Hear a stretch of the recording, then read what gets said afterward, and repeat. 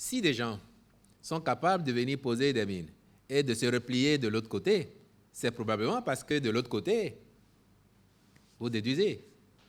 Vous comprenez bien. Maintenant, s'ils viennent ici et qu'ils ne sont pas capables de rester, c'est parce qu'ils ont une réponse là.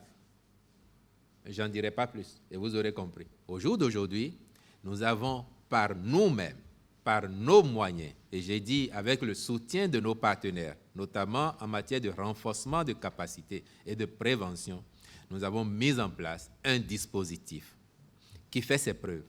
Je vous dis, depuis au moins 2019, à la suite des événements de la Pendjari, si le gouvernement n'avait pas anticipé pour être présent, au regard des renseignements que nous avions, la situation aurait été dramatique pour nous le long de nos frontières d'est en ouest dans le nord.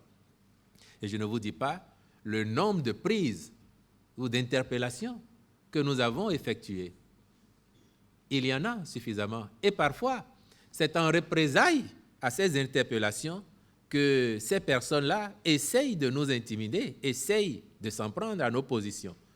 C'est donc pour vous dire qu'il y a une réponse effective sur place au Bénin que nous opposons à l'activité de ces personnes et cela va continuer, cela va s'intensifier.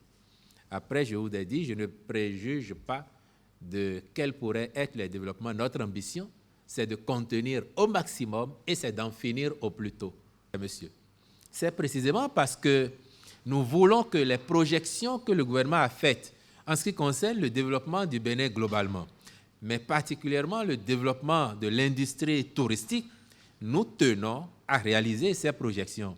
Et c'est ça qui justifie les niveaux d'investissement, cet engagement du gouvernement à contrer ce phénomène et à le pousser hors de nos frontières, puis contribuer avec les autres pays à l'éradiquer de la sous-région ouest-africaine.